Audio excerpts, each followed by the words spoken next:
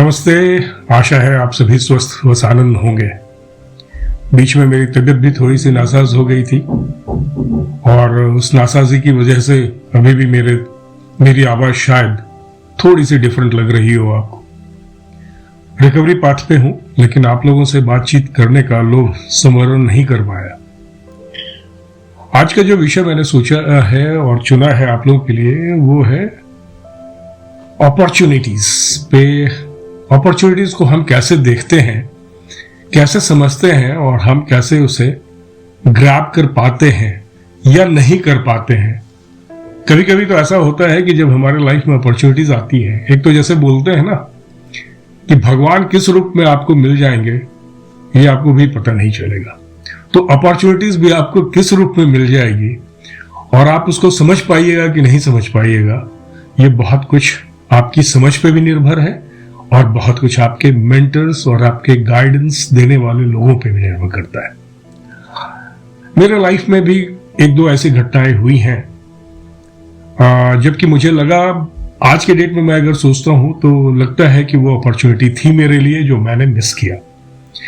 मुझे रिग्रेट नहीं है, इसलिए कि बैंक ने और संस्था ने मुझे बहुत कुछ दिया, लेकिन बावजूद उसके अगर मैं अपने पास्ट लाइफ को देखूं तो मुझे लगता है कि अगर वो अपॉर्चुनिटी शायद मैं ग्रैब कर पाता तो हो सकता है कि मेरे लाइफ में कुछ और भी पॉजिटिविटी आती दूसरे तरह की। जैसे मेरी कैपेबिलिटी बढ़ जाती एक पर्टिकुलर एरिया में और मैं अपने आप को ज्यादा सक्षम साबित कर पाता। मुझे अफसोस नहीं है कि मैंने उस अपॉर्चुनिटी को मिस किया आज के डेट में, लेकिन एक गाइडेंस फैक्टर के रूप में आप लोगों को वो कहानी भी सुनाना चाहूंगा और साथ ही साथ एक रियल लाइफ, एक बिजनेस एंटिटी का भी आपको एग्जाम्पल देना चाहूंगा और साथ में एक छोटी सी कहानी जो मेरा फेवरेट टॉपिक है। कहानी के बिना मेरा आपसे संभाषण अधूरा रहता है। तो बेसिकली सबसे पहले अपनी जिंदगी की एक गाथा। जैसा कि आप सबों को विदित है, मैं 1985 में मैंने प्रोबेशनरी ऑफिसर के रूप में स्टेट बैंक ज्वाइन किया और पटना सर्कल मुझे अलॉकेट किया गया था क्योंकि मेरा पहला चॉइस पटना सर्कल था। Luckily I got that.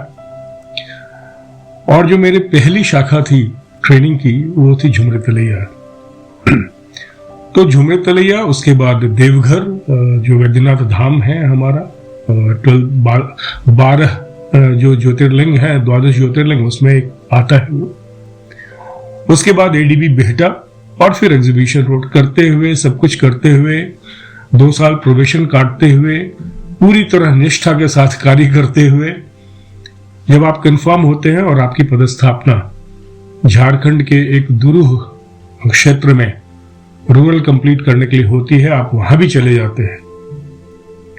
वहां से जब आप रूरल कंप्लीट करके वापस आते हैं तो सिचुएशन कुछ इस तरह से बदलता है। आपको इस तरह की अपॉर्चुनिटी मिलती है कि आप कार्मिक विभाग में पदस्थापित हो जाते हैं क्योंकि वहां से बहुत लोगों को रूरल पोस्टिंग में जाना था और आप ही एक ऐसे बचे हुए प्रोबेशनर्स में से, रेयर प्रोबेशनर्स में से थे जिन्होंने कि अपना रूरल वगैरह कंप्लीट कर लिया था।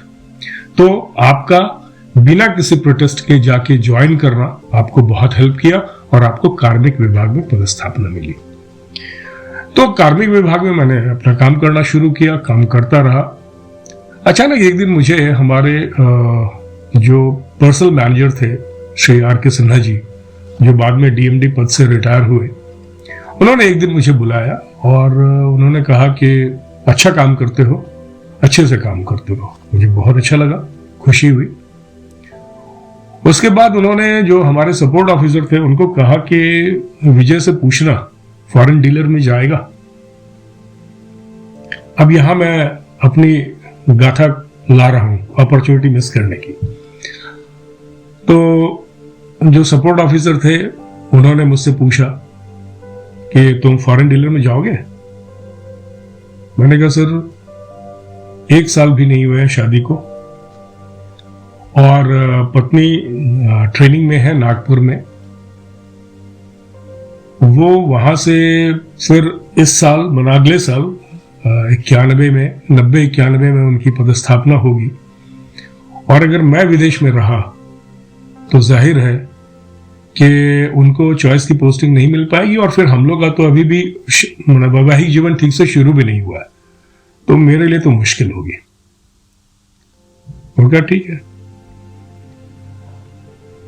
उस समय में मुझे कुछ भी पता नहीं था कि ये फॉरेन डीलर क्या होता है, डीलर क्या होता है। मैंने किसी से पूछा नहीं, मैंने किसी भी लोगों से जो सीनियर्स थे, वरीय थे, इवन जो सपोर्ट ऑफिसर थे, उनसे अगर मैं पूछता तो वो मुझे बता सकते थे, लेकिन मैंने पूछा नहीं और उन्होंने भी मुझे अपने से एक्सप्लेन नहीं किया। नहीं नहीं तुम चले जाओ, कोई बात नहीं, 2 ही साल का तो होता है इनिशियली जो स्केल 1 स्केल 2 वाला पोजीशंस था IBTO स्टेज में, और जब तक तुम्हारी पत्नी की पदस्थापना होगी तब तक तुम वापस भी आ जा सकते हो, तुम्हारा वैल्यू एडिशन होगा, तुमको बहुत सारी चीजें होंगी। ना तो किसी ने मुझे बताया और न ही मैंने किसी से पूछा। बाद में जब कालक्रम में मैं मैनेजर IB बना और मैं फॉरेन डिपार्टमेंट कैलकाटा से डीलर्स जो हमारे बैचमेट थे उन लोगों से बातचीत करता था, तब मुझे लगता था कि अगर मैंने ये अपॉर्चुनिटी पाई होती तो शायद आज भी मैं भी वहां बैठा होता, मुझ में भी एक टेक्निकल ज्ञान आता, मैं सीखता, मुझे बैंक इक्विप करता और उसके बाद जाहिर है कि आपको और भी अपॉर्चुनिटीज मिल जा सकती थी। तो ये कहानी मैंने आपको इसलिए सुनाई है कि आपको ये बताना चाहता हूं कि लाइफ में कब किस रूप में आपको अपॉर्चुनिटीज मिलेंगी आप नहीं जानते। एक तरफा निर्णय, बिना कुछ समझे, बिना कुछ सोचे, मैं कह सकता हूं कि उस समय में मैंने नासमझी की थी। हालांकि मुझे बहुत लॉस नहीं हुआ अपने कैरियर में, लेकिन मुझे आज भी लगता है कि वो एक अपॉर्चुनिटी थी जो मुझे इक्विप करती, मार्केट में वैल्यू आपकी बढ़ाती। इसीलिए मैं हरदम जब भी प्रोबेशनर्स और इन लोगों से बात करता था तो कहता था कि अपने आप को इक्विप करो, क्रेडिट में, ट्रेजरी में, जिस एरिया में एक्सपर्टीज डेवलप कर सकते हो जरूर करो। मुझे वो अपॉर्चुनिटी नहीं मिला। आपने याहू के बारे में आपको सारी जानकारी होगी ही। याहू मेल बहुत ही पॉपुलर मेल हुआ करता था और याहू एक बहुत टॉप क्लास की कंपनी हुआ करती थी।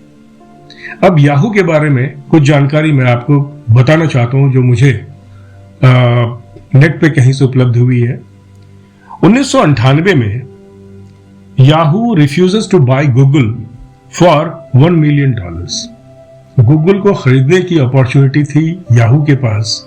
1998 में they refuse to buy it at $1 million valuation. 2002 में Yahoo realizes its mistake and tries to buy Google for $3 billion. कहां 1 मिलियन में उनके पास अपॉर्चुनिटी थी 4 साल पहले, और कहां 4 साल के बाद 2002 में उन्होंने गूगल को $3 बिलियन में खरीदने का ऑफर दिया, लेकिन गूगल $5 बिलियन ऑफर चाह रहा था और वहां पर फिर याहू बैकआउट कर गया। 2008 में after 6 years of that Yahoo rejects Microsoft trying to buy it for $40 billion. Yahoo को $40 बिलियन में 2008 में जब क्राइसिस आया था, माइक्रोसॉफ्ट खरीदना चाह रहा था, उन्होंने रिजेक्ट कर दिया उसके ऑफर को। और 2016 में वेरिजॉन को वेरिजॉन ने याहू को खरीद लिया ओनली $4.6 बिलियन में। ये मिस्ड अपॉर्चुनिटीज का सबसे बड़ा एग्जाम्पल है। 1 मिलियन में आप खरीद सकते थे, आप नहीं खरीदे। 4 साल के बाद 3 बिलियन में आप खरीदना चाहते थे, $5 बिलियन वो मांग रहा था, उस समय भी आपने नहीं खरीदा। आपको $40 बिलियन में माइक्रोसॉफ्ट खरीदना चाह रहा था याहू को 2008 में, आप नहीं बिके उस प्राइस पे, और बाद में उसका 1/8 प्राइस ऑलमोस्ट 4.6 बिलियन 4.6 बिलियन में आप 2016 में 8 साल के बाद जाके बिक गए, क्योंकि आपका वैल्यूएशन घट गया। इसीलिए कहा जाता है कि वैल्यू, जब आप वैल्यू असर्टेन करते हो अपना या किसी प्रोडक्ट का, तो उसको टाइमली डिस्पोज ऑफ करो, तभी उसका वैल्यूएशन है। तो आपका वैल्यूएशन, आप जितना वैल्यू ऐड करोगे अपने आप को, जो भी अपॉर्चुनिटीज आपको मिलेंगी सीखने की, और स्टेट बैंक और कोई भी जो संस्था है, मैं ये सारे लोगों के लिए कहता हूं, आपकी संस्था आपको बहुत इक्विप करती है 30 साल 35 साल के सर्विस पीरियड में। वो आपको ट्रेन करती है, वो आपको वेराइटी ऑफ एक्सपोजर्स देती है।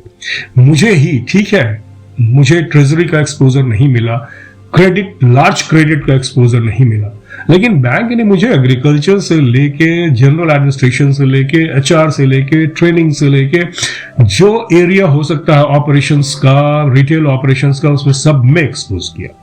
अगर मैं इस संस्था में नहीं काम करता तो मुझे इतना भारी एक्सपोजर नहीं मिलता, इतना कॉन्फिडेंस जो अपने भीतर आता है वो नहीं मिलता। लास्ट में आपको एक कहानी, ये नीति कथा से ली हुई है, हितोपदेश और जो बहुत सारी हमारी नीति कथाएं हैं उनसे उठाई हुई कहानी है। तो एक आदमी था जो किसी सेठ के यहां काम करता था। सेठ के पास बहुत सारे व्यवसाय थे, उसकी जमीन भी थी, बहुत सारे पशुधन थे उनके पास। तो वो रोज उनको जाता था कि मुझे आप अपॉर्चुनिटी नहीं दे रहे हैं, मुझे आप अपना पार्टनर नहीं बना रहे हैं, मैं आपको अच्छे से काम करके दिखाऊंगा, आप मुझे एक मौका दीजिए। तो सेठ जी ने कहा ठीक है, कल सुबह तुम आ जाना, मैं तुम्हें मौका देता हूं, और वो मौका मैं तुम्हें तभी दूंगा जब जो काम मैं तुम्हें सौंप रहा हूं वो तुम करके दिखाओगे। तो उस व्यक्ति ने कहा, उस एम्प्लॉय ने कहा कि बताइए क्या करना है। तो सेठ जी ने कहा कि मैं तुम्हें, मेरे पास 3 बैल है, वो तीनों बैल मैं एक एक करके छोड़ूंगा।